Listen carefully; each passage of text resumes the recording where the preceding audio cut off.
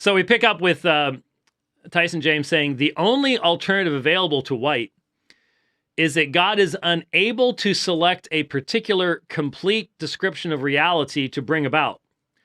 As Jonathan Thompson notes, White's claims are contradictory, for he wants to assert that God is sovereign in his decree of all things, yet claims that on Molinism, God's bringing about some possible world, a complete description of reality, makes him less than sovereign. Thompson drives his point home. Well, let's just stop again and point out where they're missing the forest for the trees, I guess. God's sovereign decree flows from his eudokia, the good intention of his will.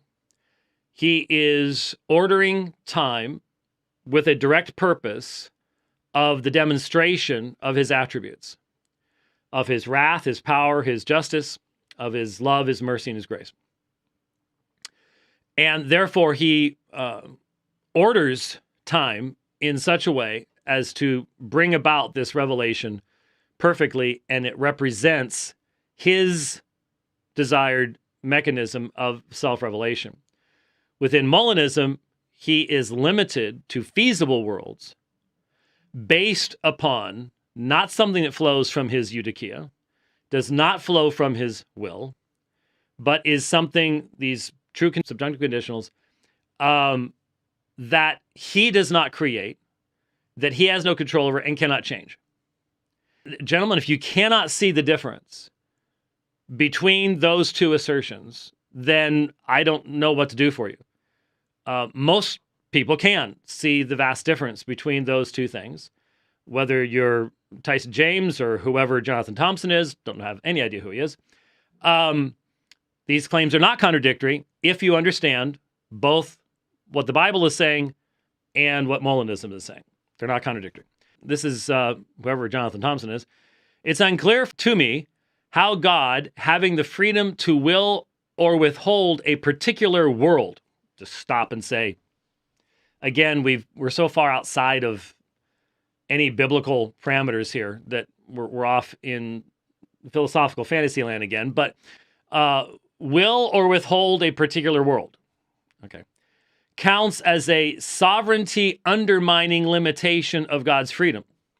Well, if the delimiting factor is the decisions of mankind as yet uncreated or decreed, but as fixed by some force, something, somehow, all against biblical revelation about the nature of man and everything else, all that stuff, if God is delimited by something he did not create and does not represent the freedom of his will, that's the problem.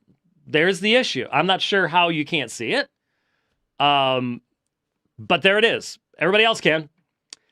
Indeed, given that God is a free agent, notice, a free agent. Biblically, he is the one and only free agent. How could his freedom possibly be otherwise? Well, from a Christian perspective, right. That's why we reject Molinism. It's not as if there could be some third option available to him that doesn't ultimately collapse into his choosing to will or refraining from willing a particular world. White's criticism thus appears to be unintelligible to me, since I can't even conceive how God's freedom could be otherwise. Well, I'm sorry you don't understand what the issues are, sir. I'm not sure why Tyson James was quoting someone who doesn't understand what the issues are, but anyone who's read William Lane Craig's book, and as we have gone through it on this program and let him say, this is how middle knowledge delimits the worlds, the feasible worlds that God could create, we all get it. And hopefully, whoever Jonathan Thompson is, he will read those books and come to understand those things too. Then subtitle, Exegetical Overshoot. Quoting from me, blessed is the nation whose God is Yahweh, the people whom he has chosen as his heritage. Notice the application. Yahweh looks down from heaven. He sees all the children of men. From where he sits enthroned, he looks out on all the inhabitants of the earth. Now, that could almost be taken at that point as a passive taking in of knowledge, maybe, but that's not what it says. It says, he who fashions the hearts of them all and observes all their deeds. There's absolutely no question that the heart of man is, in biblical anthropology, ... Out of the heart flow the issues of life. I wonder what the ... was. It is the central seat of man, and for anyone to suggest that man could act in such a way as the heart is not determinative of his actions is biblically absurd. There's the quote. Now, response. Here, White's exegesis far exceeds the biblical data. Yes, God fashions the hearts of man. Does he fashion it to provide us with free will or not? This text does not give any indication. Now remember, this is the text that has already had God as creator of all things. Everyone is to be in awe of him. Man's plans and counsels are frustrated. God's are not. But the text has no indication that when God says he looks down on the sons of men, and he who fashions their hearts understands their actions completely, has nothing to do with the nature of the will. All you got to do is read it and let it stand for itself, and let most people just sort of sit back and go, but obviously it does. Right, it does. This text does not give any indication. The Molinist agrees that the heart of man decides his choices. Good. Notice, though, that the word heart in the Bible is often synonymous with the person himself. Genesis 6:5 reads, Yahweh saw that the wickedness of man was great in the earth, and that every intention of the thoughts of his heart was only evil continually. Well, that is not actually synonymous with the person himself. It's specifically saying that the thoughts of his heart were only evil continually. It wasn't the thoughts of his left foot. It wasn't the thoughts of his kidneys. It wasn't just, well, everything he did. No, the contemplation, what he was thinking about, his desires were evil continually. So look up heart in Proverbs and Psalms and Jeremiah and see for yourself. The heart is desperately sick and wicked. Who can understand it? Now, does that mean that men then give expression to that? Yes. But the point is, it is the seat of what would have to be known by middle knowledge. Because we're being told, without being told how, we are being told that middle knowledge tells God what every deceitful heart would do in any given situation. And yet, the essence of James White stuff, there is no essence of a human being floating around out there that can be known as to what that human being will do without addressing the issues of the heart. Yet who formed the heart? And what does forming mean? That's a part of the decree. So once again, that which is allegedly known in middle knowledge has to be from the decree of God. You can't separate them biblically. And yet in Molinism, you have to. You have to separate these things out. Because the results of what the heart will do can be known apart from the expression of God's creative decree, according to Molinism. And my point is, you didn't get that from reading Psalm 33, did you? No, you'd be led to the opposite conclusion if you didn't already have your framework to try to push it down on top of the text, which is what Tyson James is doing. So this isn't an exegetical overshoot. This is Molinism causing Tyson James to do an exegetical undershoot, where you have the evidence right there in the text, but you won't listen to it. You won't believe it because it would be contrary to the system that you've already adopted from out here and are now using as the lens through which you read the scriptures. Are we to understand the heart here as something distinct from the person? If this is true, then Genesis 6:5 would suggest that this part has thoughts of its own, wholly apart from the person himself, a strange sort of symbiosis. Obviously, though, the thoughts belong to the person, and heart is synonymous for inner or true self. The heart is what produces what is allegedly known by middle knowledge. The heart is what produces the true subjunctive conditionals, whatever way you want to try to express it, and whichever flavor of Molinism you end up coming up with, it comes from the heart. And God made those hearts.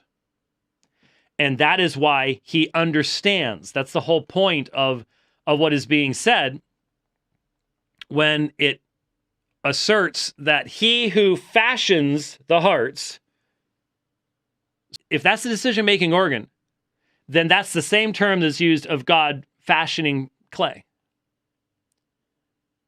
So how can you have the results of what is fashioned without the fashioner? You're putting the results coming after the creation of what makes the results. It's backwards, guys. Molina was wrong, so were you. Molina was wrong because he was trying to undercut the gospel of grace. And you're trying to use his wretched tools apologetically. Accomplishes nothing. Only God's truth can be used apologetically to accomplish something that will actually be lasting. So, he who fashions the hearts of them all understands all their works. So, the biblical assertion is that he understands what flows out of the heart because he fashions the heart.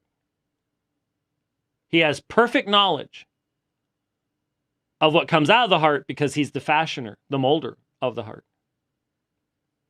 That's why he can judge perfectly. He knows exactly what the desires were, what the state of knowledge was, everything. But this is all post-decree. This is all assuming what came before in Psalm 33, God is the maker of all things. That's post-decree. There's no place for middle knowledge here. None. There is nothing in this psalm that does not fit into a two-knowledge understanding. Natural and free. Nothing. Absolutely nothing. You would never... I challenge Tyson James, right here, right now. You go into Psalm 33 and you derive your system consistently from the flow of the text. Don't bring it in from outside. Don't say, well, it's consistent. No, you derive it from the text. Because I'm deriving my position. This is why we're doing this. This is what I said to Dr. Craig. This is the difference. I'm walking through Psalm 33 and I'm deriving my beliefs from the text. You create your system out here and put it down on top of the text rather than deriving it from the text. There's the difference. And certain people can stand their heads and spin in circles and just get all upset when that's just naive. No one's actually doing that. We're doing it. And I'm thankful that folks out there who are concerned about these things, you don't live your lives thinking about Molinism, but still, you can see this. You can recognize this. And that's all that matters. That's the issue. I don't care what any professional organizations thinks or anything else. That's why we do what we do. And there you go. If we read the Bible pan-canonically, as White suggests elsewhere in the episode, and affirm that heart here is synonymous with man. Now, again, at this point, what Tyson James would have to have done, why not go to Jeremiah? The heart is desperately wicked and sick. Why not go to Psalm 139? He who forms the hearts. Why not go to all these places where heart is clearly being defined, not simply as all of man, but as the seat of emotion, decision, passion, everything. It's the heart of man. It's the heart of the issue. Why not go to those? We could do that. Be happy to do that. Then we see that the passage really just means, see what's going on here? It's underdeterminative, you see. It really just means that God fashioned man, which the Molinist affirms wholeheartedly. Does the Molinist affirm that God, in his decree, fashions that which produces the true subjunctive conditionals? Yes or no? Because if you say yes, then the decree precedes the true subjunctive conditionals, and there's no more middle knowledge. If you say no, what then? Again, this underdeterminative text, that's a quote, this underdeterminative text lacks the ammo against libertarian free will White is seeking. We have refuted you. Tyson James, you stand utterly refuted by the text. And all you can do is say, well, it's just not clear enough. That's what this is useful, because this is exposing what Molinism forces men to do. On the one hand, they'll say, this is the word of God. On the other hand, they'll say, but it's not clear enough to know what it's saying. And yet, the psalmist knew what he was saying, and the people who read the psalmist knew what he was saying, and they never came up with Molinism. And there's a reason for it. There you go. Last section here. White is right, but not really.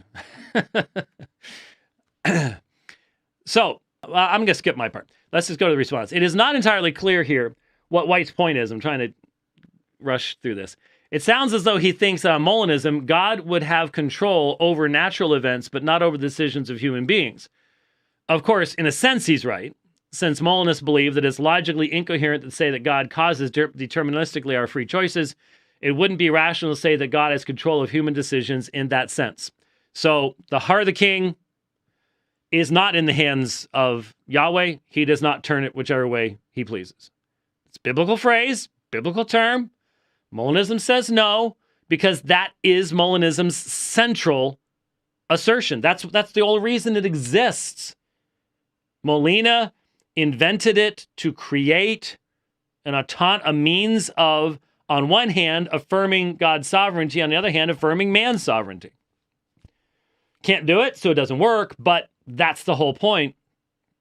And again, just briefly, the idea of causal determinism and the simplicity that Molinists assert to this idea, they simply cannot begin to understand how God could decree and create in time the massive chain of fulfilled prophecies that lead to the incredible conjunction of Pilate, Herod, the Jews, and the Romans,